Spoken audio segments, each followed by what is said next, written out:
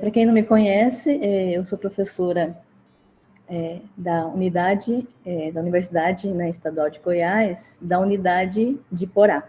Né? Nós somos uma universidade grande com vários campos, e o meu é a unidade que fica na cidade de Porá, né? Então eu falo daqui de Porá, Goiás, e eu tenho trabalhado um pouco, né, com análise de discurso, que é a minha área, mas eu tenho mudado alguns objetos de análise, né? Então, para agora, para este ano, eu estou iniciando um trabalho para observar as histórias em quadrinhos. Então, assim, antes disso, né, eu não trabalhava com histórias em quadrinhos, tá? Então, por isso que eu começo já falando para vocês.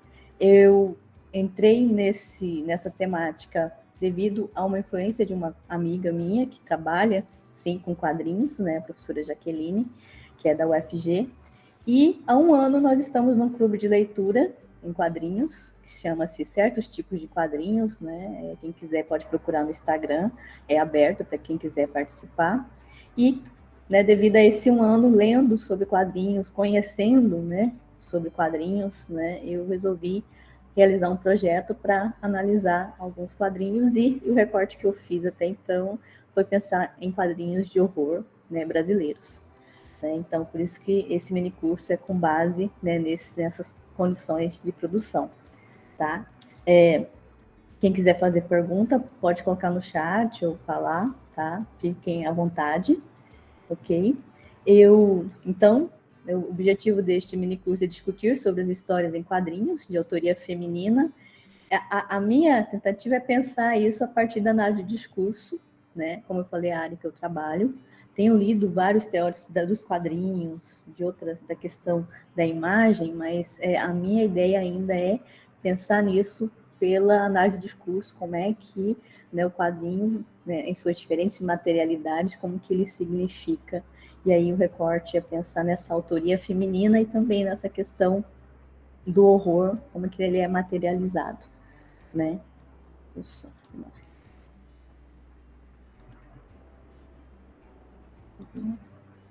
E para nesse mini curso, né, eu vou falar de alguns quadrinhos, no geral, vou citar alguns, mas o foco, né, nesse mini curso vão ser esses dois quadrinhos, né, a Dora, da Bianca Pinheiro, né, e o Papa Capim, Noite Branca, da Marcela Godoy e do Renato Guedes, né. Então, são duas obras que eu selecionei, são duas obras para quem tiver interesse depois, né, ter a leitura, são muito importantes e relevantes, com as temáticas assim, diferentes, mas que se atravessam, pelo menos no meu olhar. Tá? Então, eu não vou falar especificamente deles hoje, essa parte é para parte de amanhã, do mini curso, mas é só para vocês terem uma ideia sobre que obras que eu vou falar para vocês neste mini curso. E aí, para hoje, apresentar um pouquinho sobre os conceitos de análise de discurso. Não sei se alguém provavelmente você já tem, mas às vezes nem todo mundo tem um olhar, né? E também a minha perspectiva, né? Porque até a própria questão da análise de discurso, há diferentes perspectivas, diferentes autores também. E conhecer um pouco sobre as histórias em quadrinhos de autoria feminina, que é um universo que eu adentrei atualmente, e muito rico, muito interessante, e que eu quero ampliar mais ainda. Então, seria o nosso objetivo, né, nesse caminho. E aí, a análise de discurso, para mim, né, para quem eu tenho trabalhado, é pensar nessa relação, né, da língua fazendo sentido. Né? Quando me perguntam, até por que eu gosto da análise de discurso, por que eu escolho, é porque para mim faz sentido. Né? Para mim, olhar para a linguagem, olhar para diferentes materiais de análise pela análise de discurso ainda faz sentido, significa para mim de diferentes formas. E assim, eu sou alguém que adoro ler, né? Os meus alunos me conhecem, leio de tudo, vejo de tudo, e a análise de discurso também me ajuda até nas minhas leituras, nas minhas interpretações, e eu adoro esse aspecto, né, que a teoria nos traz. E aí, essa relação com o histórico, com o social, né, com o homem significando. Então, entender a língua nessa relação,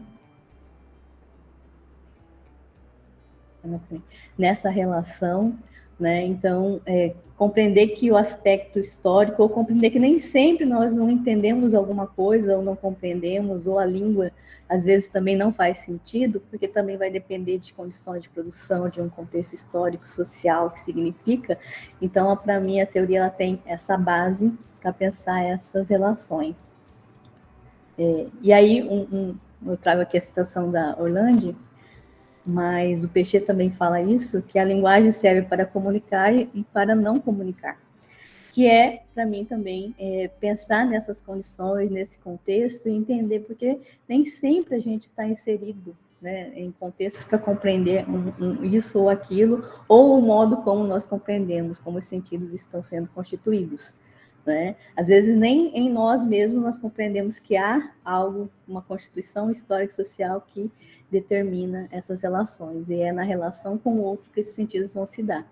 E ele vai falar, né? A Aine vai falar, as relações de linguagem são relações de sujeitos e de sentidos, e seus efeitos são múltiplos e variados. Que, para mim, ao olhar para a leitura, ao olhar para a questão do quadrinho, por exemplo, é perceber também essa relação, como que ele está materializando e permite diferentes leituras. Né? No clube de leitura que eu tenho participado, é interessante você ver e ouvir as pessoas falando sobre o seu gesto de leitura e ver essa multiplicidade. E de onde vem essa multiplicidade? Vem também dessas relações, das condições de produção de cada um, do gesto de leitura de cada um. E aí ela vai definir, né, o discurso é efeito de sentido entre locutores, né, também com base em Peixe, entre locutores. E aí é essa relação que é importante para a gente compreender esse processo, né, constitutivo, essas relações, como elas se dão. E pensando um pouco mais, por isso, assim, o meu olhar é tentando entender um pouco mais dessa materialidade, né? A gente fala muito na materialidade, e a Lagasse, por exemplo, vai falar em materialidade significante, a Aine vai falar em forma material, nessa relação da língua com a história, mas nessa relação que não é apenas a linguística, né? É ver os sentidos não estão só nas palavras, nos textos, mas na relação com uma exterioridade, nas condições em que eles são produzidos e que não depende só das intenções dos sujeitos. Então, esse olhar também permite pensar, até na questão de texto, né, nessas diferentes materialidades. Então, o quadrinho, por exemplo, ele vai ter não só uma linguagem verbal, a questão da imagem, e aí até uma problemática que eu tenho tentado pensar, não é, assim, como é que é a imagem, né? Por quê? Porque é um traço do quadrinista, né? Então, se vocês forem ler quadrinhos, uma coisa que eu tenho observado é a diferença entre uma produção e outra, né? Os traços, a imagem, os desenhos, né? As ilustrações. Então, assim, são questões que vão mudando e que também permite um outro gesto de leitura a cada mudança. Né? Então, entender essa imbricação material, como é que ela está significando. Né? E até a questão de dizer sobre isso, eu tenho tido dificuldade, porque agora alguns autores estão usando formulação visual, formulação verbal, para poder distinguir a questão da escrita com a imagem, né? E que, para mim, também é uma questão interessante para se pensar e para se pensar mais sobre isso. Né? Eu venho de um trabalho sobre análise de filmes, que também a gente fica pensando nessas relações, como é que elas vão se dando e como é que a gente olha para isso, né? Isso que é interessante para a gente pensar. E, né, também falando da memória, que é um outro conceito interessante, né? Pensando nessa relação, né, com o contexto histórico, social, com as condições imediatas e com tudo aquilo que já foi dito antes, né? Então, é sempre essa relação, né? A memória, ela se constitui nesse processo de atualização também, né? E não há memória se a gente não se atualiza agora, né? Reformulando, redizendo, reinterpretando, né? Então, a memória aqui, por exemplo, vai dizer que é necessariamente um espaço móvel de divisões, de disjunções, de deslocamentos e de retomadas, de conflitos e de regularização. um espaço de desdobramentos, réplicas, polêmicas e contradiscursos. Né? Então, para a memória aqui, né, se materializar, ela se constituir, ela também tem que ser retomada. Né? Então, é uma constante que faz parte da linguagem, e aí pensando no quadrinho também está trazendo essas relações de sentido, essa memória, essas condições históricas dos sujeitos, as relações entre os sujeitos que vai ali se materializar no quadrinho. Então, é interessante para mim pensar nesses deslocamentos, mas que se dão a partir de algo que já foi dito, já foi cristalizado, constituído. Então, a gente está sempre nessa relação entre o novo, o diferente, mas aquilo que já foi dito, aquilo que é repetido, mas que é repetido de uma outra forma, e aí é ressignificado de outra forma. Então, a gente está sempre nessa relação. Então, a memória, para mim, está sempre nessa constituição. A partir do momento que você está retomando algo, constituindo algo, você já está retomando uma memória, mas que está sendo ali naquele momento atualizada também, né? Então, a gente está nesse processo de tensão constante, que a Ineolane chama também, eu acho que dá para relacionar com a relação entre paráfrase e polissemia, né? Ele está sempre repetindo, mas dizendo outras coisas, né? Então, é o mesmo, né, mas é a diferença que se constitui. Então, eu fico pensando nessa relação que ela vai chamar de tensão constante, ou seja, não é um ou outro, é algo que faz parte da linguagem constantemente. E isso que eu tenho tentado observar, né, principalmente nas leituras dos quadrinhos. E aí, a Orlando também vai falar, falando de história de política, não há como não considerar de que a memória é feita de esquecimentos, de silêncios, de sentidos não ditos, de sentidos a não dizer, de silêncios e silenciamentos. Né? Então, para constituir, né, as obras, para constituir sentido, né, quando nós formulamos, isso que é fantástico, eu sempre acho, né? Quando eu estou aqui falando para vocês, eu tive que fazer uma seleção entre várias leituras, entre várias questões, para falar. Então, vários não ditos, várias questões ficaram de fora, né? Ao mesmo tempo, né, os sentidos, eles são constituídos nessa relação constante, né? Para dizer, eu preciso inserir meu dizer naquilo que já foi dito para produzir outros sentidos, e aí o processo entre silêncio e esquecimento, ele é necessário, né? Eu esqueço que o que eu estou dizendo já foi dito antes, é necessário esquecer.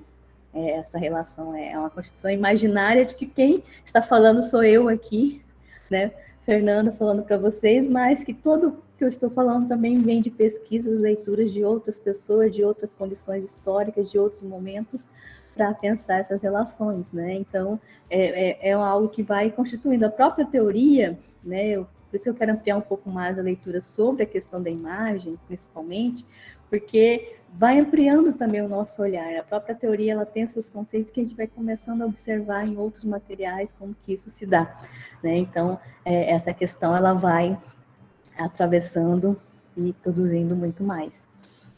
Aqui. E aí, né, assim, só alguns pontos mesmo, assim, para quem não tem uma leitura, né? E aí eu trouxe aqui a obra da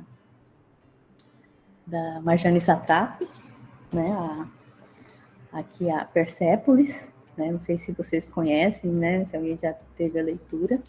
Por que eu trouxe hoje aqui? Para a gente observar essa materialidade, né, essa imbricação entre...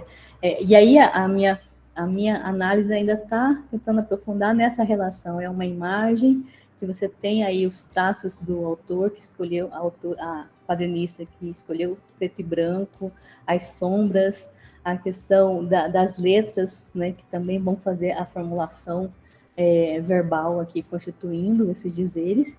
E eu aproveitei para trazer esse recorte, porque a Persépolis, acho que posso dizer que é o primeiro quadrinho que eu li, né, no clube de leitura.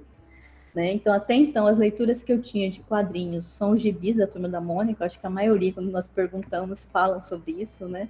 Tem essa memória. Mas quando eu comecei a ler, e aí vi também a diferença de aqui, por exemplo, chama-se graphic novel, né? Mais para frente vou falar, né? A diferença dessa constituição é uma autobiografia com os traços da quadrinista, que vai contar sobre a vida dela. e que vai mostrando. Então, assim, é interessante como que o traço, o recorte, o olhar, né, das personagens aqui, né, dizem muito, né? Não é só apenas o verbal significando, né? Como é que o traço, o olhar, principalmente, me marcou muito, né? No início, a criança lidando com a violência, a criança começando a entender, né, as pessoas que eram, né, levadas, sofriam torturas, e aí é o olhar, e isso tudo é materializado no rosto, no olhar da criança. Então, a quadrinista, a Marjane Satrapi, ela traz nessa obra um olhar interessante sobre a própria biografia, mas que abrange também os nossos medos, abrange também a nossa vivência, porque começa desde a infância, da adolescência. Então, assim, é uma obra constituída em um outro contexto, que nos dá uma base sobre esse outro contexto, mas que também há condições específicas que nos fazem nos identificar. Né? Há os processos da infância, da criança aprendendo, você se identifica para quem... né? Quer dizer, todos já passamos por essa fase. A adolescência também, que mesmo dentro de um contexto totalmente diferente do nosso, tem pontos que nos identificamos, né, com o modo de olhar. A questão da mulher, né, a violência contra a mulher, o modo como a mulher é tratada nessa obra, por exemplo, é de um outro contexto, mas nos atravessa porque em algumas coisas a gente, né, identifica a violência contra a mulher também, né, de outros modos, mas ainda significando. Então, é interessante como a autora consegue trazer algo sobre a sua vida, né, através desses traços da escrita, mas como que também isso é algo universal que nos faz compreender a partir, né, de um contexto diferente, né, mas temáticas que nos atravessam, tá? Então, assim, só falando um pouco sobre a obra, e quem tiver interesse de começar a ler, eu acho que é a obra que eu indicaria, né? Porque os traços eu gostei muito. Por quê? Porque cada quadrinho, e aí cada quadrinista, né, tem um traço diferente, e às vezes assusta. Eu tenho assim, tem hora que eu assusto com os traços que são tão diferentes, não é algo que eu estou acostumada, e aí isso me assusta e até às vezes atrapalha a minha leitura, mas aí é algo que eu vou percebendo que cada quadrinista também significa dessa forma, né, marcando aí a sua produção, né? Então é também interessante para a gente começar a visualizar. E aqui eu trouxe esse recorte porque, como eu falei, a minha pesquisa anterior tratava muito sobre a violência contra a mulher. E aí esse recorte eu trago aqui, né?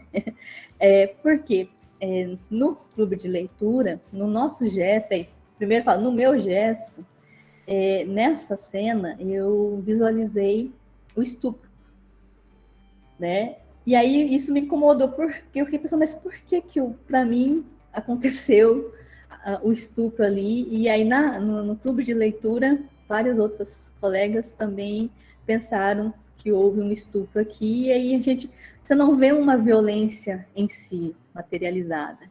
E aí por isso que eu pensei na relação com a memória. Por quê? Quando você pega essa cena, é quando a personagem, ela terminou um relacionamento, ela ficou muito mal e ela acabou indo morar na rua por um tempo, né? E aí ela fala assim: então tive que encontrar um lugar bem escondido para dormir à noite. As madrugadas na rua podiam acabar muito mal para a menina que eu era.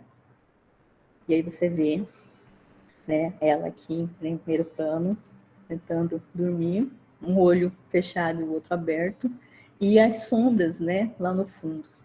E aí eu não tinha ninguém, toda a minha existência tinha sido planejada em torno do Marcos, foi certamente por isso que comecei a vagar assim. E é só essa cena, depois ela, né, muda a situação, ela sai da rua, e aí ela volta para a casa dela.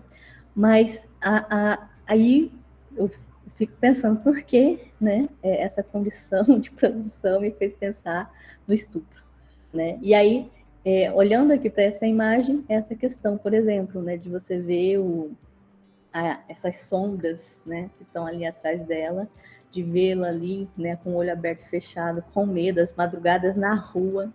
E aí isso traz toda uma memória sobre a história das mulheres, e da violência contra a mulher nesse processo histórico também, né? Até essa noção de rua, né? A ideia de não estar na rua ou estar na rua muito tarde da noite, quer dizer, nós não podemos, nós mulheres não podemos estar, quer dizer, há uma memória aí que vai funcionando quando eu li, e aí as colegas também comigo leram, que nos atravessa. Então, e aí a iminência da violência, né, no caso que nós pensamos especificamente foi o estupro, né, também nos constitui porque a violência contra a mulher ainda é muito grande, né, apesar das mudanças, das leis, de várias coisas que aconteceram, ainda é muito grande, e aí não teve como, na nosso gesto de leitura, não, nos atravessar essa memória histórica, social, que está atualizando agora, né, nessa imagem, nessa narrativa da Marjane Satrapi, que faz essa alusão.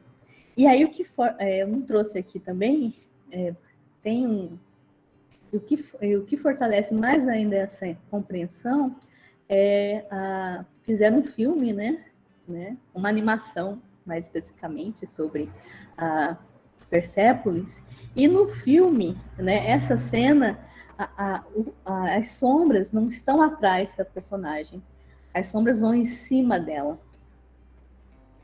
E aí, novamente, então, assim, quem fez a adaptação para o filme também teve essa impressão e aí mudou, não são as sombras passando ao longe atrás dela, são as sombras indo para cima dela, né? Então, a violência, né, materializando nessas sombras.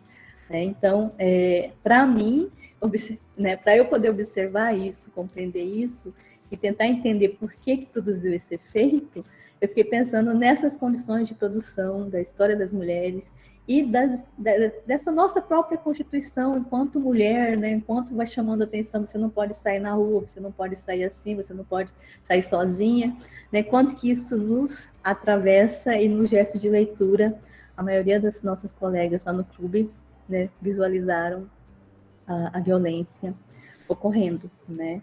E aí, para mim, a análise de discurso permite compreender isso. Por que eu interpretei? Por que veio essa compreensão, né, nesse processo, né? Tá ali, se você olhar, não, né? De que forma, né? Mas as condições de produção, essa memória histórica e social, ela vai significar. Então, para mim, a análise de discurso permite observar essas questões, né? E como que isso se dá.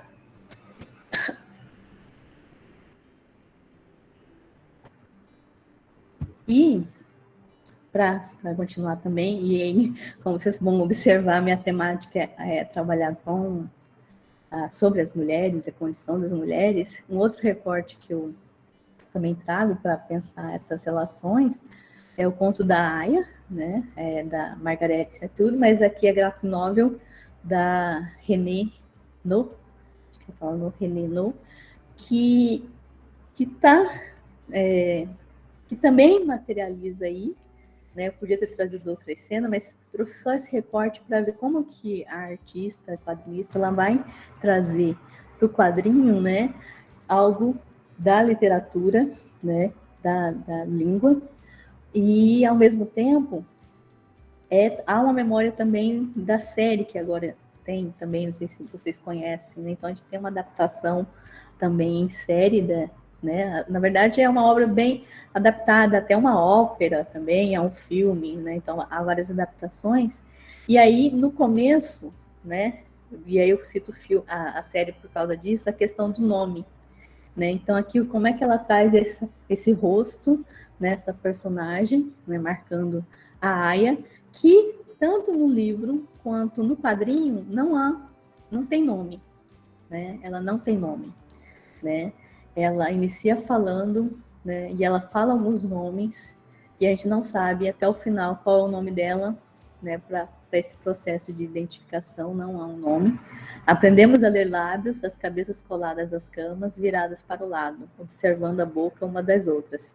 Trocavam os nomes de cama em cama, Alma, Janine, Dolores, Moira e June, né? Então, para o quadrinho, para o livro, não há esse nome, e aí você tem essa ênfase na personagem, né? E nesses nomes que atravessam, e ao mesmo tempo não é um nome que a define em si. Por quê? Porque são várias mulheres passando por aqui, são várias mulheres, então são vários nomes de mulheres que ela está relatando para a gente e não está determinando qual é o nome. Quando a gente vai para a série marca o nome. No final do primeiro episódio marca o nome, né? Meu nome é Juni, né? E aí é um outro modo de significar também. Mas não quer dizer que não faça a gente se identificar, quer dizer, é um outro modo de se identificar, mas que não faça a gente pensar nessa condição das mulheres, né? Nesse contexto, nessa violência, né? E novamente aqui a condição da violência do estupro, né? Então, como vocês veem, é uma temática que eu tenho trabalhado também, mas que vem ao trazer para o traço, né, esse processo de identificação dessa mulher, mas ao mesmo tempo essa mulher são várias mulheres que sofrem, que sofreram violência e como que o nome está marcando essas relações entre elas e ao mesmo tempo nos dando essa amplidão, né? E aí essa escuridão ali no fundo, né? Porque é aquele momento que ela está ali, né? Tentando conversar, tentando interagir, mas é um momento que ela está ali sendo, de certa forma, treinada para ser aia, né? Para se adaptar àquela condição. Não sei se é preciso falar, porque acho que a maioria deve conhecer a série, né? Mas se alguém tiver alguma pergunta, eu estou impactante a série muito, né? Então, assim, estou falando de modo geral, mas se tiver alguma dúvida, podem perguntar também em relação à série, caso não conheça ou não viu o livro. Mas a gente tem os livros, quadrinhos, a série, tem filme, ópera, né? Várias adaptações, mas é porque realmente a série é impactante, a obra é impactante, porque faz a gente pensar na nossa condição enquanto mulher na sociedade. E aí tem uma memória histórica e social, mas tem a gente pensando como que isso está constituído hoje, né? Então não tem como não pensar nesse processo. E aí eu vou falar um pouquinho agora sobre quadrinhos, né? E para mim, e assim, eu estou falando, eu acostumei a utilizar o termo quadrinhos.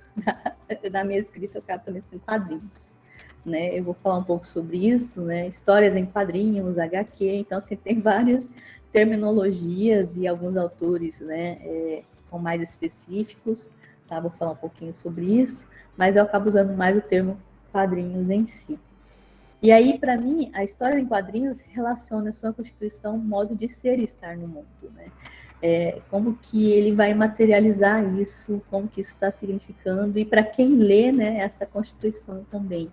Né? Então, sua estrutura narrativa propicia diferentes processos de significação que ocorrem brincando questões históricas e sociais que formam, no ato da leitura, sentidos e sujeitos a partir de condições específicas. Né? Então, há toda uma constituição da obra quadrinística, mas também a sua compreensão, a sua interpretação vai se dar no ato da leitura, nesse processo, e até uma coisa que eu tenho aprendido é a ler quadrinhos, né? Porque aí eu comecei a perceber que eu sou muito de escrita. Então, eu acabava lendo a escrita, né, os balões, e não olhava a imagem, não prestava atenção, né, nos traços da produção do quadrinho. Isso também faz parte desse processo. Então, é um hábito que eu fui aprendendo mais.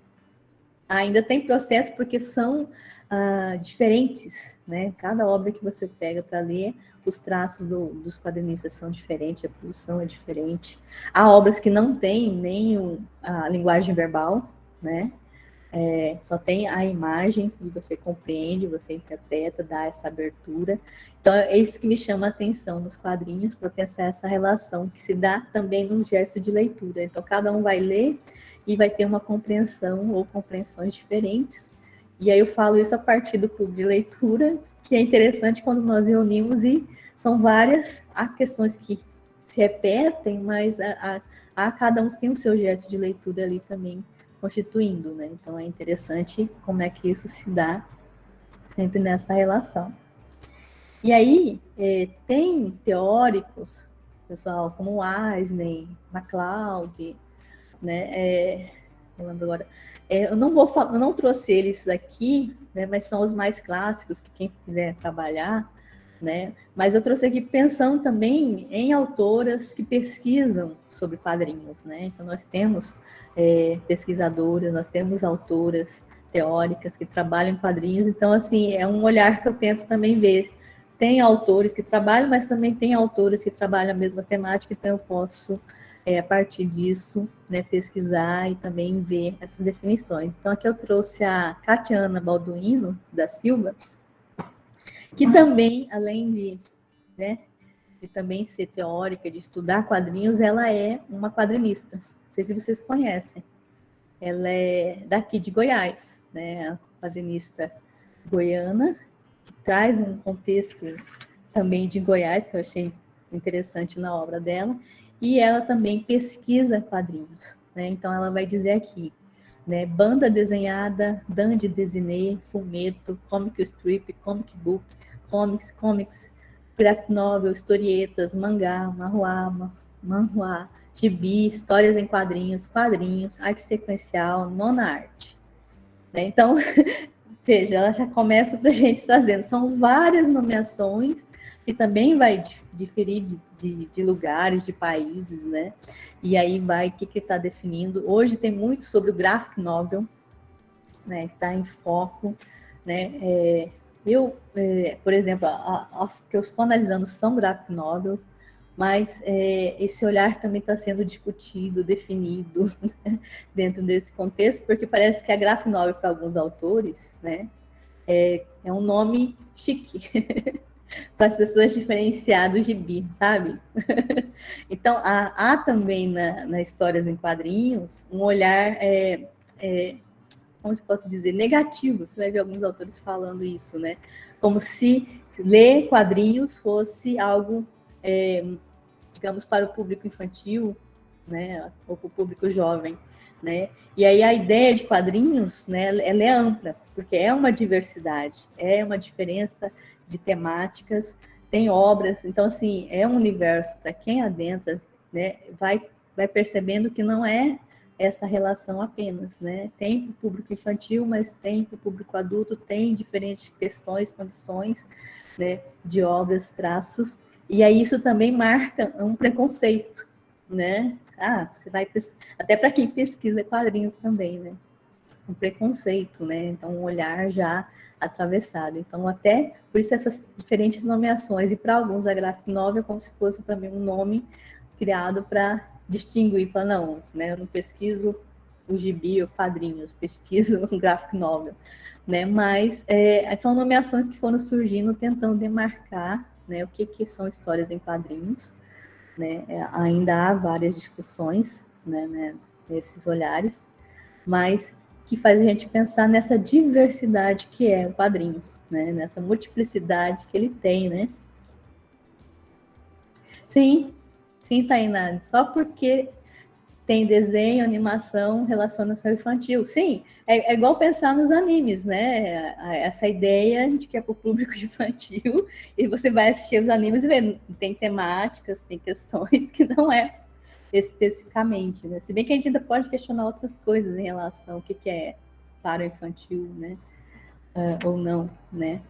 Mas esse olhar, né? Geralmente, acho que o anime está muito atrelado ao mangá, que também entra aqui, por exemplo, como um dos exemplos em histórias em quadrinhos, e que tem essa diversidade de temas, de questões, né? E o olhar a gente fica restrito a apenas, né? A animação é para criança, né? Eu estava lembrando, por exemplo, a gente assistia muito, eu lembro de ver aqui, era Naruto, passando nos canais, né?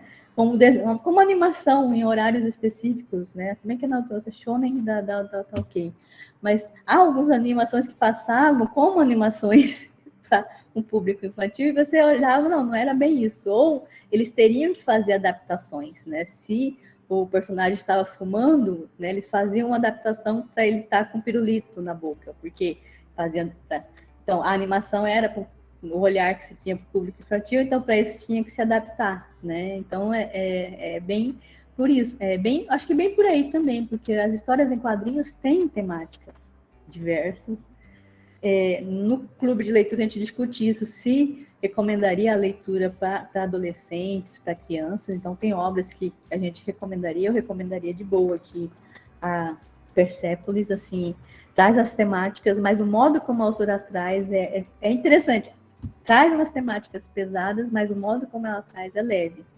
E aí eu recomendaria. Tem outras que já não, a gente fica na dúvida, já restringiria um pouco mais, né?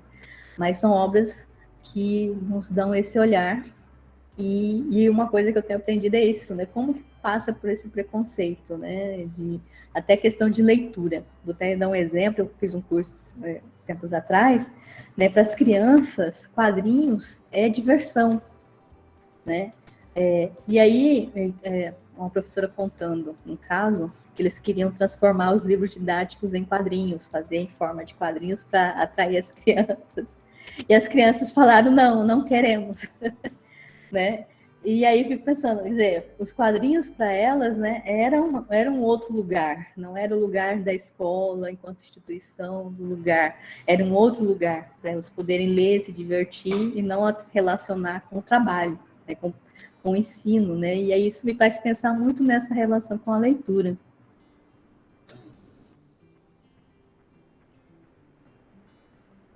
Olha, Maiele, a criança disse que a mãe deveria aprender a ler a página completa dos quadrinhos e não só as letras. Sim, para a criança essa era a diferença de leitura entre eles. Então temos que realizar a leitura. Sim, e como eu disse, é o que eu estou aprendendo. E aí uma coisa que a gente percebe, eu sou muito de escrita. E aí eu falo mas eu acho que talvez seja mais amplo. Acho que nós somos muito uma sociedade de escrita, né? E aí eu aprendi a ter que parar, olhar os traços e aí ver os detalhes, que é bom porque é um outro gesto de leitura, né? São outras possibilidades ali que você vai compreendendo nessa relação, né? E a criança já tem esse contato, isso é interessante. Eu tive que maneirar um pouco, reaprender a olhar para o quadrinho e ver os traços, a imagem, para fazer a leitura, né? É interessante. Sim. As imagens dizem muito, né? Eu tenho uma colega que ela está trabalhando com o que ela chama até então de quadrinhos silenciosos, né? Que não há linguagem verbal, né? É só os traços, a imagem. E é interessante isso, né? E aí essa produção que ela traz tem um contexto específico porque a quadrinista é surda, né? Então, ela também está atravessada ali nessa produção dela. Então, a constituição dela atravessa. Então, tem uma colega que está trabalhando. E aí, né, parece... Até então, alguns teóricos, né? E aqui eu acho que eu tenho aqui a Jaqueline Cunha, né? Que, se você pesquisar, a relação entre quadrinhos é que tem uma imagem e tem o verbal, tem a escrita, né? Seria essa indicação entre os dois. Mas você vai ver que não, tem muita arte hoje, muito quadrinho que foge dessa estrutura, que foge também de uma organização, né? De uma ordem, né? Até de formato de ler, porque o quadrinho alguns seguem uma ordem, mas tem quadrinhos mudando essas constituições, né? Então você tem que virar todo o quadrinho para ler, mudar de página. Tem uma autora, a gente leu também não lembro agora o nome dela, que é da minha coisa favorita é Monstro, né? Se vocês forem ler, primeiro traço é tudo no caderno. Você vê lá que é um caderno, né? E aí ela escreve do lado, como você rabisca no caderno e tudo mais, então você tem que virar a página, olhar. E aí ela está falando de uma coisa, mas lá no fundo tem outros desenhos, outras imagens, então é uma leitura fantástica, muito detalhista, né? E assim, para mim foi difícil por causa de querer ler apenas a escrita e não ver a imagem, ver todos esses detalhes, né? Então é interessante esse processo. E aí a Cunha, por exemplo, ela vai dizer, de forma bem simples, podemos determinar as histórias em quadrinhos como um termo guarda-chuva que abriga, devido às similitudes, vários tipos de manifestações artísticas, né? Então, eu sempre converso com a Jaqueline, né, a Jaqueline Cunha, ela pesquisou sobre as obras Mulher Pantera e Mulher Maravilha na dissertação dela, e agora ela está fazendo doutorado também, e aí a ideia é histórias em quadrinhos envolver vários tipos de quadrinhos, a graphic novel, o gibi, a tirinha, então tem esse universo, né? Dá para a gente colocar nesse contexto, tá? Mas se a gente for determinar, você vai vendo que há uns aspectos diferentes, que há... Alguém sugeriu uma leitura aqui? Olha, tem... A Natália sugeriu aqui A Origem do Mundo, sim. Essa obra está na nossa lista aqui também.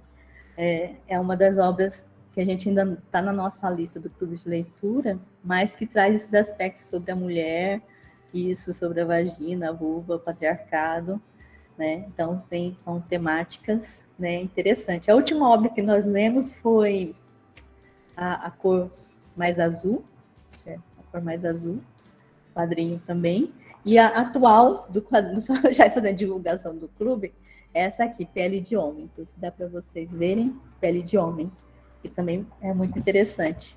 E aí, já que falei do quadrinho, quem tiver interesse, tá? Arroba certos tipos de quadrinho. Vou colocar aqui.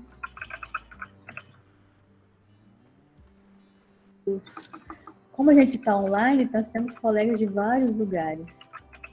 Isso, outro tipo de quadrinhos no Instagram.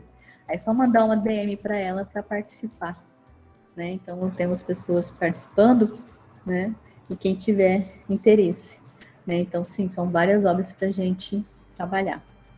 E aí a Oliveira ela vai dizer que a Histórias em Quadrinhos é um jogo de recriação na qual os autores se reapropriam de representações para construir uma forma de discurso aparentemente inédita em que cada quadrinho, a interação da imagem com o texto, institui modos de ser e de estar no mundo, né? Então, o olhar que ela traz dessa de representar várias questões, né? De retomar temas, de retomar discurso, de retomar uma memória e aí produzir, né, esses quadrinhos, né? Então, nas obras que nós vamos ver depois, tem, por exemplo, no Papa Capim, essa relação com a própria a questão da natureza, a própria questão indígena, o olhar sobre o colonizador, há uma relação com a literatura brasileira, né? Então, é interessante essa retomada desses discursos materializados no quadrinho, né? Então, é esse processo constante que acontece. E aí a Postema, né, ela vai falar sobre os quadrinhos como uma forma de arte e de narrativa. São um sistema em que o número de elementos ou fragmentos díspares trabalham juntos para criar um todo completo. Os elementos dos quadrinhos são parcialmente pictóricos, parcialmente textuais e, por vezes, um híbrido dos dois, né? Então, você vai... essa relação desses elementos, é por isso que a gente tem uma diversidade de ter imagens, às vezes de ter mais imagens, de ter mais escrita, de ter os dois simultaneamente, ou de ter apenas, por exemplo, a imagem, né, funcionando, né? Então, tem essa diversidade que vem também de uma organização, uma ordem. A Postema, ela vai trazer alguns detalhes para pensar como que o quadrinho é estruturado, né? Mas, ao mesmo tempo, pensar que esse processo ele vai sofrendo algumas mudanças. Então, ele tem uma base, tem uma estrutura, uma organização de seus elementos, mas que alguns artistas, alguns quadrinistas, eles já vão reformulando para outros aspectos. Então, assim, toda vez que eu leio um quadrinho novo, eu me espanto porque é um traço, é uma estrutura, é um olhar um pouco diferente. Aqui mesmo eu peguei hoje aqui, eu acho que está aqui o Ânsia Eterna, o Ânsia Eterna da Verônica Berta, que é baseada na obra da Júlia Lopes de Almeida, né? Dos contos da Júlia Lopes, que tem um outro traço que até então eu não tinha lido, né? E aí já traz uma outra leitura, mas que está dentro da questão do horror, né? Então o traço, para mim, está bem próximo para pensar o horror, por isso que ele é diferente, para tentar materializar no quadrinho o horror que os personagens, né, estão sentindo, né? Então também tem que ter essa relação. E aí eu trago novamente a Kátia Ana, né, a Balduino Silva, porque ela vai, numa entrevista que ela fez, né, para um evento do Silce, ela falou em relação à produção feminina, né, e a produção aqui em Goiás, né. Então, ela falou assim, que a produção feminina sempre existiu. Isso é um foco interessante, né, eu também tenho visto aqui nesse livro aqui, Mulheres e Quadrinhos, porque é realmente um imaginário sobre a mulher, primeiro que a mulher não lê quadrinho, né, e aí falou, não, as mulheres leem quadrinhos, né, não é incentivado tanto quanto os homens, mas as mulheres leem. E as mulheres produzem quadrinhos há muito tempo, né? Mas é interessante como que isso foi sendo silenciado, e até para a gente retomar, buscar as mulheres, as primeiras quadrinistas, ainda é uma dificuldade. Mas sim, então, não é algo de hoje, não é hoje que as mulheres estão produzindo, elas sempre produziram, né? O que a gente quer dar foco é que faz parte, as mulheres sempre produziram, mas houve sempre um silenciamento, um modo de olhar para essas produções também, que vem aí devido a essa condição da mulher, né? Parece que alguns lugares são marcados como uma posição que é de homem, e não da mulher, da posição da mulher, e aí também, quando a mulher assume, também tem um olhar que não, que a mulher vai escrever obras mais voltadas para o sentimento, para, né? Mas também vai escrever sobre o horror, né? Vai escrever sobre outras temáticas que, né? Quer dizer, como que vai se delimitando, tentando direcionar a mulher para um caminho, mas a verdade é que tem essa amplitude, então quando ela fala isso, a produção ela sempre existiu. E aí, só que hoje, com essa possibilidade de você se autodivulgar, principalmente pelas redes sociais, a produção feminista está mais visível. Então, hoje não é fácil ainda, né, mas está mais visível, né? Eu acompanho a Catiana, por exemplo, no Instagram, ela sempre posta, né? Outros autores eu também acompanho, então a gente tem esse canal. A Catiana, por exemplo, ela tem a obra Diário de Virgínia, que está online, você acha online, e você vê online, e a leitura, por exemplo, da Diário de Virgínia é outra, porque você vai passando a página, você vai andando pelo layout, é um outro processo, né? Eu li o Diário de Virgínia, é um outro processo também, constituindo aí, alguns estão querendo colocar um nome para isso, como webcomics, como tem um nome que não pegou lá, que é um nome esquisito, não lembro agora, HQtronics, alguma coisa assim, porque é quadrinhos na web, aproveitando todo o traço da web, dessa mobilidade, também tem essa produção, né? Então, está mais visível, mas uma coisa que ele sempre ressalta quando a gente vai ler sobre mulheres em quadrinhos é entender que não, que sempre existiu mulheres, mas que às vezes isso foi sendo silenciado, apagado. E aí, né, esse aqui é o da Mulheres em Quadrinhos.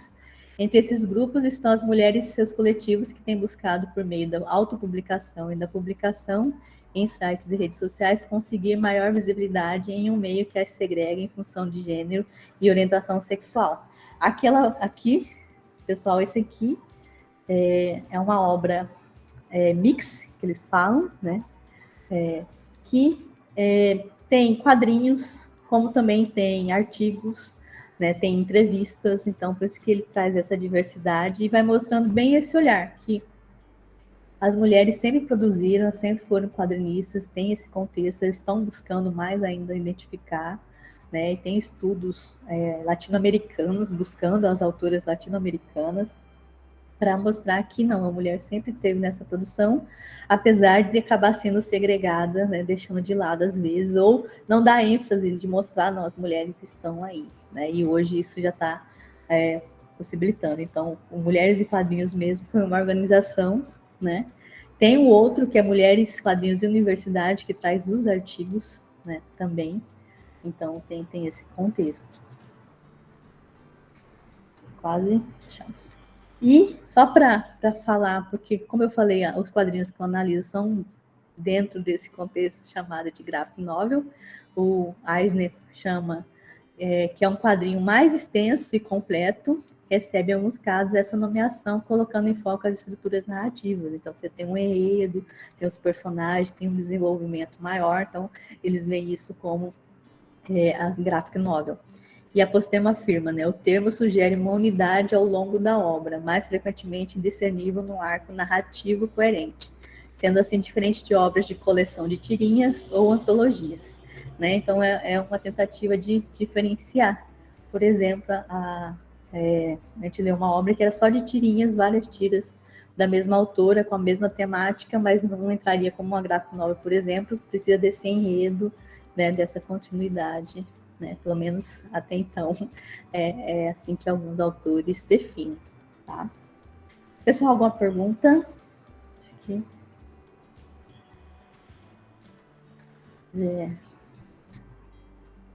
Então, porque para mim, para hoje seria, né, dar essa introdução para amanhã te falar sobre a Dora, da Bianca Pinheiro, e o Papa Capim, Noite Branca, da Marcela Godoy, que são obras que trazem o horror e são diferentes, né?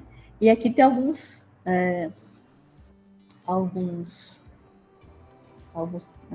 referências, né? Algumas referências para quem. E alguns autores, a Catiana Balduino, a Jaqueline dos Santos Cunha, né? A Selma Oliveira, né? Com Mulher ao Quadrado, os textos da Ine Orlandi e a Bárbara Postema, Estrutura Narrativa nos Quadrinhos. Estrutura Narrativa nos Quadrinhos. Acho que é isso.